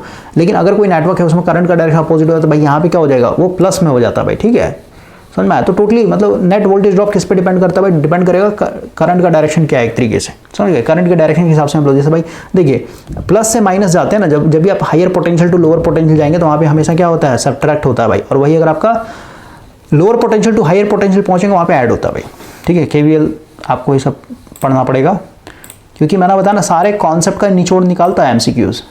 देखिए आगे क्वेश्चन क्या बोल रहा है कि भाई what is the difference between the voltage and current ratio in A close circuit. देखिए भाई यहाँ पे रेशियो पूछ रहा है V अपॉन आई का, तो V अपॉन आई क्या होता है, जेड, या फिर इसी को हम लोग अगर डीसी नेटवर्क काम करें रेजिस्टेंस बोलते हैं भाई। तो जैसे अगर कोई नेटवर्क है इस तरीके का, ओके, तो भाई ये मान लेते R1 है, ये मान लेते R2 है, ये मान लेते V है भाई। तो इसमें हम लोग जो फार्मूला लगा रहे हैं भाई, जैसे V इक्वल टू हो गया आपका I इंटू R, या फिर कहिए पावर इक्वल टू हो गया V स्क्वायर अपॉन R, या फिर कहिए I स्क्वायर R, ये सब जितना भी फार्मूला है ना भाई ये सारे के सारे ओम्स लॉ से आते हैं भाई। समझ में आया? तो ओम्स लॉ वहीं पे अप्लाई किया जाता है जहाँ पे भाई मेरा रेजिस्टेंस कांस्टेंट हो। जैसे इमेजिन कीजिए भाई कि अभी टाइम कितना हो रहा है, टाइम हो रहा है भाई 2:53, ठीक है, और भाई मान लेते हैं इसमें आपने V equal to I into R लगाया फार्मूला। ठीक है, आर इक्वलेंट मान लेते दोनों को जोड़ने पे कुछ भी मान लेते 5 ओम आ गया। ठीक है, तो करंट निकाल रहा है I equal to V upon R equivalent, और मान लेते भाई अभी जस्ट 2 सेकंड के बाद यहाँ पे रेजिस्टेंस का वैल्यू चेंज हो गया, तो सीधी सी बात आर इक्वलेंट आपको चेंज करना पड़ जाएगा। समझ गए?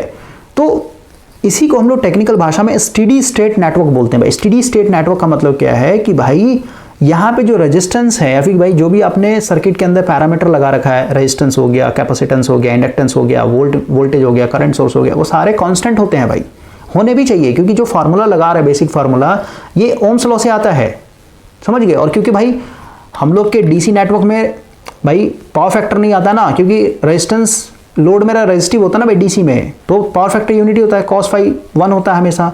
एक्चुअल फार्मूला ये है power equal to V cos phi, लेकिन भाई यहाँ पे फाई का वैल्यू क्या है, 0 है भाई, वोल्टेज करंट फेज में होता है, इसलिए ये यूनिटी रहता है हमेशा। तो ये जो फार्मूला आ रहा है सारे घर ओम्स लॉ से आ रहा है। ओम्स लॉ का मतलब भी भाई एट कांस्टेंट टेम्परेचर, ठीक है, और जो भी आपका फिजिकल आसपास में जो टेम्परेचर है, प्रेशर है, ठीक है ना, वो सारे कांस्टेंट होने चाहिए, तभी भाई आपका रेजिस्टेंस कांस्टेंट रहेगा। तो जब भी आप नेटवर्क सॉल्व कर रहे हैं तो वहाँ पे भाई V अपॉन ये जो रेशियो है V अपॉन आई, ये हमेशा कांस्टेंट होना चाहिए। इसका मतलब क्या, V अपॉन आई रेशियो का मतलब क्या है कि भाई रेजिस्टेंस की बात हो रही है यहाँ पे, तो रेजिस्टेंस हमेशा क्या होता है किसी भी नेटवर्क का, कांस्टेंट रहता है भाई, समझ गए। आगे बढ़ते हैं हम लोग। देखिए क्वेश्चन है कि भाई यहाँ पे आपका देखिए चार्ज दिया हुआ भाई, ठीक है, और वोल्टेज दिया हुआ है, और आपको पूछा है भाई यहाँ पे कैपेसिटेंस का वैल्यू बताइए। तो अभी जस्ट देखा C इक्वल टू क्या था, Q अपॉन V। चार्ज कितना दिया भाई 8, ये मिली है भाई, ठीक है, यानी 10 का पावर -3, ये क्या हो गया कूलाम में हो गया, और वोल्टेज कितना है 40 है भाई, ठीक है। इसको सॉल्व कर लेते हैं।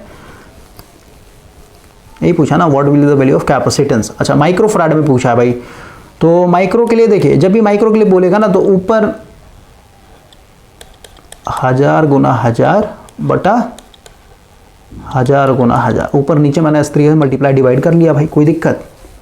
अब मुझे बताइए ये जो मेरा है 1000 गुना 1000, इसको मैं लिख सकता हूँ 10 का पावर -6, भाई ये 10 का पावर -6 है ना, ऊपर जब लेके जाएंगे, ये तो अभी डिनोमिनेटर में है ना भाई, जैसे इसको मैं यहाँ से मिटाता हूँ, ये जो 1000 गुना 1000 ऊपर नीचे गया, तो भाई नीचे में भी 1000 गुना 1000 किया ना, तो 1000 गुना 1000 को मैं क्या लिखूँ 10 का पावर 6 लिख सकता हूँ, बोलिए। इस 10 का पावर 6 को अगर मैं ऊपर लेके जाऊँ तो 10 का पावर 6 ऊपर जाए क्या बन जाएगा, 10 का -6 बन जाएगा भाई। तो 10 का पावर -6 को ही तो हम लोग माइक्रो बोलते हैं। क्लियर हो रहा है, ये माइक्रो फराड में पूछा है आपका, ठीक है। तो नीचे में जो 1000 गुना 1000 किया था उसको ऊपर ले जाके 10 यानी ये जो है आपका माइक्रो का प्लेस ले लेगा भाई, इसको हम लोग माइक्रो बोलेंगे, ठीक है। तो बचा क्या, ये बस मेरे को सॉल्व करना है, ठीक है, यानी 8 गुना 10 का पावर -3 गुना ये है आपका 10 का पावर 6, ये है ना 1000 गुना 1000 बटा 40, इसको सॉल्व कीजिए बस आप। तो इसको तोड़ते हैं, 8 गुना इस तरीके से ओपन कर लेते हैं, ये 10 का पावर माइनस है तो ये 1000 नीचे आ जाएगा भाई, और ये 40 वैसे वैसे ये कट जाएगा, ठीक है, 1 0 से 1 0 कट जाएगा, ये 25 बार में कट जाएगा यानी, ठीक है। तो 25 हटे कितना हो जाएगा 200, यानी 200 माइक्रो फराड आएगा, ठीक है। कैसे चेंज करते समझ में आया। अगर वही आपसे बोलता भाई कि इसको माइक्रो में नहीं मिली में बताइए, तो मिली में चेंज करने के लिए क्या करते हैं, देखिए इसे मैं मिटाता हूँ पहले। मिली में चेंज करने के लिए ऊपर नीचे क्या करेंगे 1000 गुना 1000 कर देंगे बस, ठीक है, जिससे जितना बोलेगा 1000 गुना 1000 कीजिए आप, ठीक है, 1000 ऊपर 1000 नीचे, तो भाई इसको ऊपर लेके जाएंगे तो क्या हो जाएगा 10 का पावर -3 बनेगा ना, और 10 का पावर -3 क्या ले लेगा, मिली का जगह ले लेगा भाई, मिली बन जाएगा। बाकी इसको सॉल्व कर लेना आपको, ठीक है। तो इस तरीके चेंज करते हैं भाई। आगे बढ़ते हैं हम लोग। क्वेश्चन नंबर अब आते हैं भाई, यही चीज़ है भाई कि हम लोग सोचते हैं ना कि भाई अगर लाइव डिस्कशन चलता ना, ये आधे घंटे का सेशन था भाई, सिर्फ आधे घंटे में ख़त्म हो जाता है वो 50 क्वेश्चन। तो एक बार आप भाई बता दीजिए क्या करना है यहाँ पे। देखिए अगला है element having same mass number, but ये अगेन फिजिक्स का भाई, तो जैसे फिजिक्स पढ़ेंगे भाई इसमें आपको क्या आइसोटोप्स होते हैं, एक आइसोबार होता है भाई, तो आइसोटोप्स का क्या है same atomic number but different atomic mass, ठीक है। और यहाँ पे क्या भाई आपका बोल रहा है having same mass number but different atomic number, तो भाई ये आइसोबार को बोला जाता है, ठीक है। तो ये सब पता होना चाहिए। आगे बढ़ते हैं हम लोग। और जब फिजिक्स पढ़िए भाई, जितने भी बच्चे हैं CBT 1 के लिए जो प्रिपरेशन कर रहे हैं, जब फिजिक्स में पढ़ाऊंगा तब आपको फील कराऊंगा भाई आइसोटोप्स क्या होते हैं, ठीक है। एक ही एटम के भाई बहुत सारे भाई बहन होते हैं, ठीक है, यानी उनका एटॉमिक नंबर तो सेम रहेगा लेकिन मास नंबर अलग अलग हो जाते हैं वहाँ पे। अब आगे बढ़ते हैं भाई, क्वेश्चन नंबर 38 देखिए क्या बोल रहा है। बोलता है भाई consider an electric heating element design इतना, ठीक है। यहाँ पूछा गया है what is the length of the ribbon required, okay. इसको लास्ट में करते हैं भाई, ये न्यूमेरिकल है, पहले आगे करते हैं फटाफट, ठीक है ना। अर्ग क्या है भाई, ये एनर्जी का यूनिट होता है ना, तो ये एनर्जी हो जाएगा। एनर्जी का ऐसा यूनिट क्या है, जूल है, है ना भाई, लेकिन जूल से भी छोटा कौन सा होता है, अर्ग होता है भाई, ठीक है।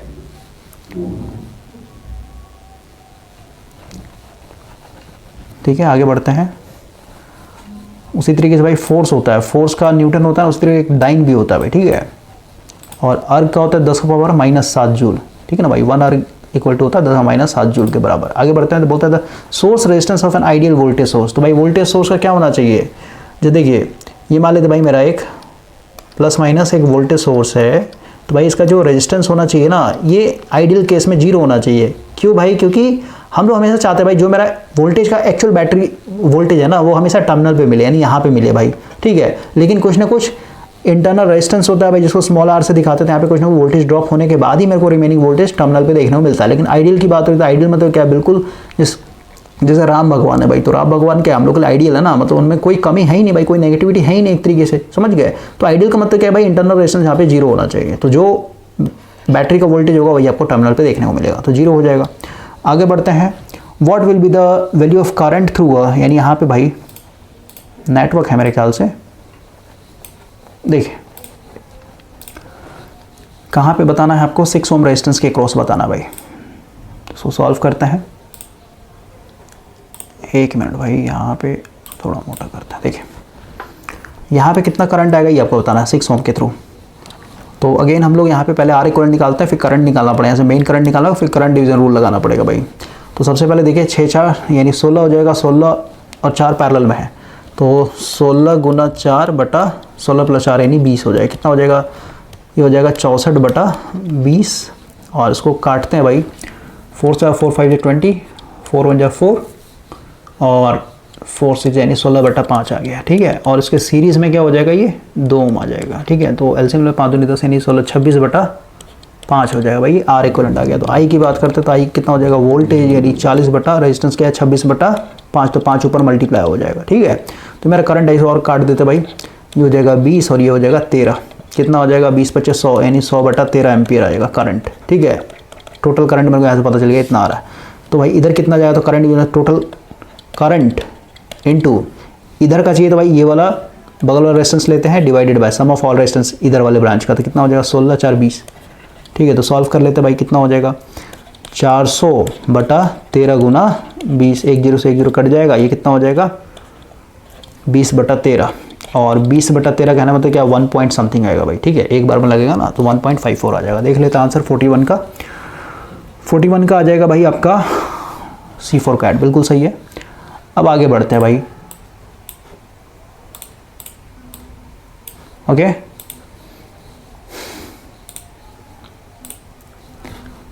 लास्ट पेज है आज का। क्वेश्चन देखिए क्या बोल रहा है भाई, अगेन हम लोग का न्यूमेरिकल है। बोलता है what will the voltage across R2। तो यहाँ पे वोल्टेज डिवीजन रूल लगा लेंगे। अगर आपको voltage division rule, current division rule नहीं आता भाई, तो आप सीधे से चैनल पे जाइए या फिर यूट्यूब पे जाइए भाई, आप लिखिए वोल्टेज डिवीजन रूल, आगे EEIQ लगा दीजिएगा, या फिर करंट डिवीजन रूल EEIQ लगा दीजिए। सारे लेक्चर्स भाई बने हुए हैं, आपको मिल जाएंगे चैनल पे। तो यहाँ पे भाई मुझे चाहिए वोल्टेज ड्रॉप, तो क्या हो जाएगा टोटल वोल्टेज, यानी इसके क्रॉस वोल्टेज चाहिए ना, V2 मान लेते हैं भाई। टोटल वोल्टेज कितना है 20 गुना इसी के क्रॉस वाला रेजिस्टेंस यानी 40 बटा सम ऑफ ऑल रेजिस्टेंस भाई। कितना हो जाएगा 20 और 40 कितना हो जाएगा 60 हो जाएगा भाई, ठीक है। तो 20 3 60 और इसको काटेंगे तो कितना हो जाएगा 13.33 आ जाएगा भाई, ओके। आगे बढ़ते हैं हम लोग। नेक्स्ट क्वेश्चन देखिए क्या बोल रहा है। बोलता है भाई what will be the value of current, और मिली एम्पियर में आपको बताना भाई, ठीक है। यानी नेट करंट कितना निकल रहा है इसका आपको बताना, ये आई कितना निकलेगा ये बताना आपको। तो भाई देखिए दोनों पैरेलल में कितना हो जाएगा 100 गुना 40, कितना हो जाएगा भाई आपका 4000 बटा 100 प्लस 40 यानी 140। पैरेलल कॉम्बिनेशन हो गया, ये दोनों सीरीज में है तो कितना 50 20 70 हो जाएगा इसके, ठीक है। तो निकालते हैं भाई, तो ये आ जाएगा आपका, इसको काट देते हैं ना, 1 0 से 1 0 काट देंगे, कितना हो जाएगा 200 बटा 7 प्लस 70।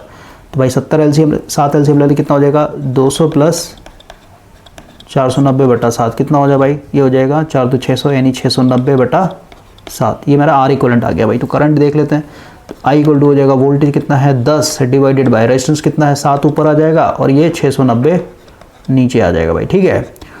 और क्योंकि यहाँ पे मिली पूछा है ना भाई, तो उसको पहले यहाँ से मिटाते हैं, ये सब का जरूरत नहीं है। अब हम लोग को मिली पूछा है तो अभी जस्ट बताया ऊपर नीचे क्या कीजिए 1000 से गुना, 1000 से भागा, तो 1000 से भागा करेंगे भाई तो उसको ऊपर ले आते हैं डायरेक्ट, क्या हो जाएगा 10⁻³ हो जाएगा।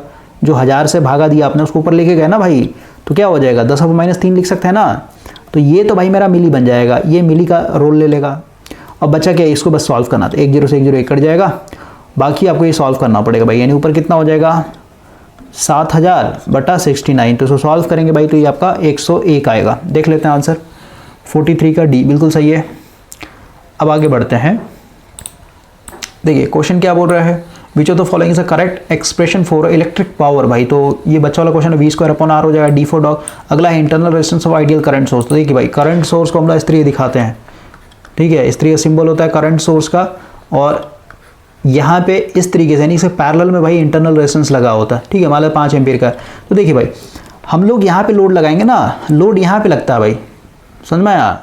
तो अगर आइडियल करंट सोर्स, देखिए करंट सोर्स हम तो ये करंट प्रोवाइड करना भाई, तो हम लोग हमेशा, क्योंकि आप देख रहे हैं भाई इधर से 5 एम्पीयर करंट निकलेगा, तो प्रैक्टिकल केस में यहाँ पे इंटरनल रेजिस्टेंस होता है करंट सोर्स का, तो भाई इधर कुछ ना कुछ करंट जाएगा ना भाई, समझ में आया बात को। फिर बाकी आपका जो करंट बचेगा वो इधर, मान लेते भाई आपका 0.5 एम्पीयर आ गया इंटरनल रेजिस्टेंस में, तो इधर कितना बचेगा 4.5 एम्पीयर जाएगा।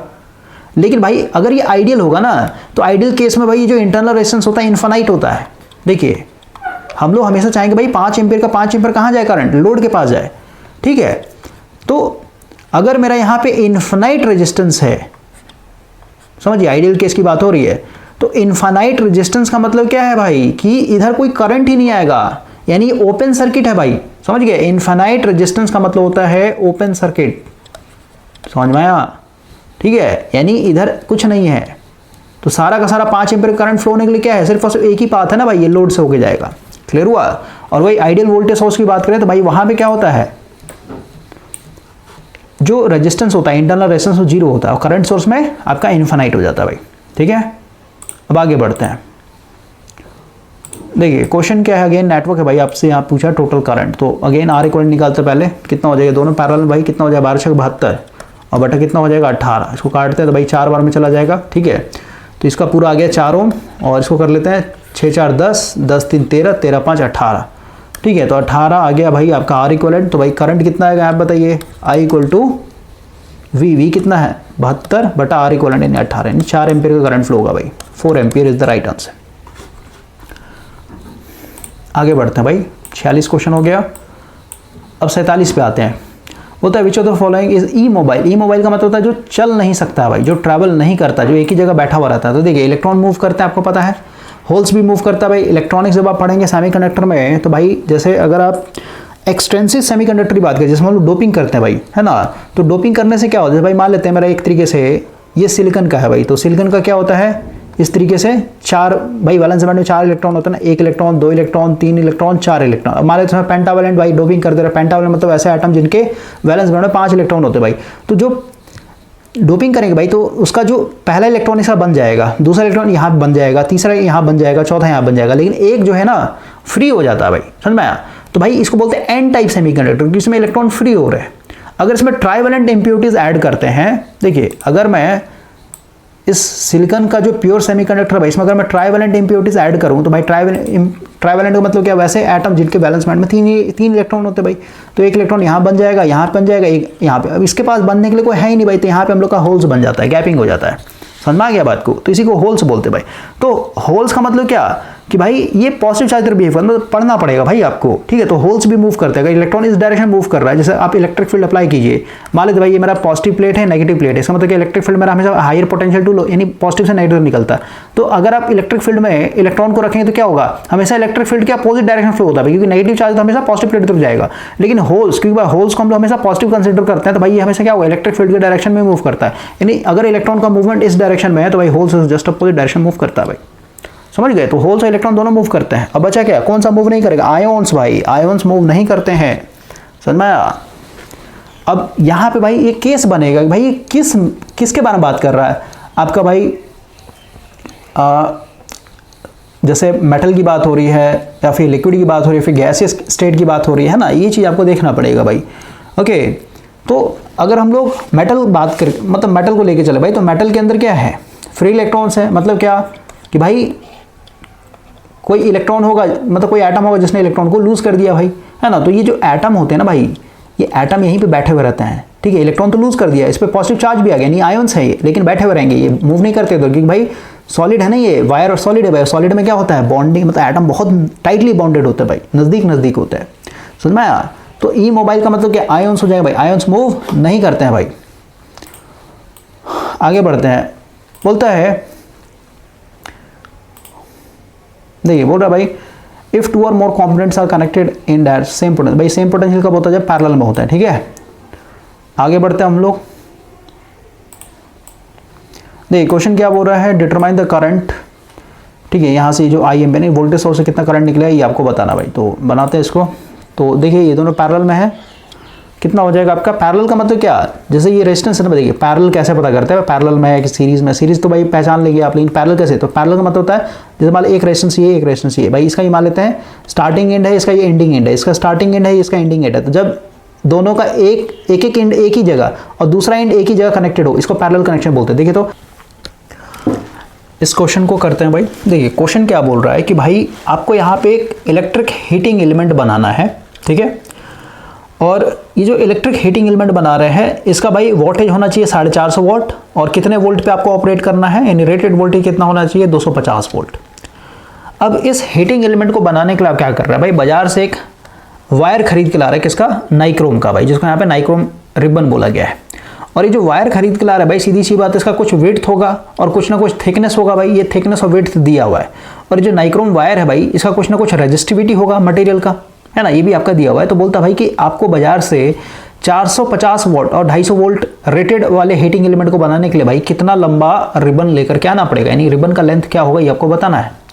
तो सबसे पहले देखिए पावर रेटिंग और वोल्टेज रेटिंग अगर हम लोग को पता है तो भाई मुझे यहाँ से टोटल रेजिस्टेंस मिल जाएगा भाई, कि जो हीटिंग एलिमेंट हम लोग डिजाइन कर रहे हैं इसका टोटल रेजिस्टेंस कितना आएगा।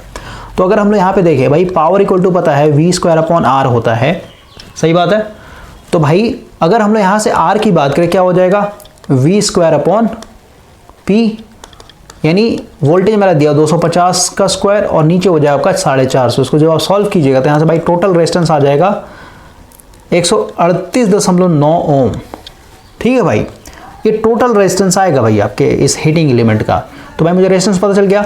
अब देखिए आपका विड्थ दिया हुआ है और थिकनेस दिया हुआ भाई, तो एरिया निकाल सकते हैं, है ना भाई। जैसे देखिए क्रॉस सेक्शन एरिया क्या होता है, जैसे रेजिस्टेंस का जो फॉर्मूला होता है ना, R=ρL/एरिया। तो भाई ये एरिया से आप क्या समझते हैं, तो एरिया का मतलब होता है भाई, जैसे मान लेते हैं मेरे पास एक वायर है, ठीक है, और इसके अंदर भाई मान लेते हैं जैसे करंट जा रहा है एम्पियर का, तो भाई ये जो सामने दिखेगा ना, करंट के जो सामने वाला जो हिस्सा होता है इसी को बोलते हैं क्रॉस सेक्शन एरिया भाई, समझ गए।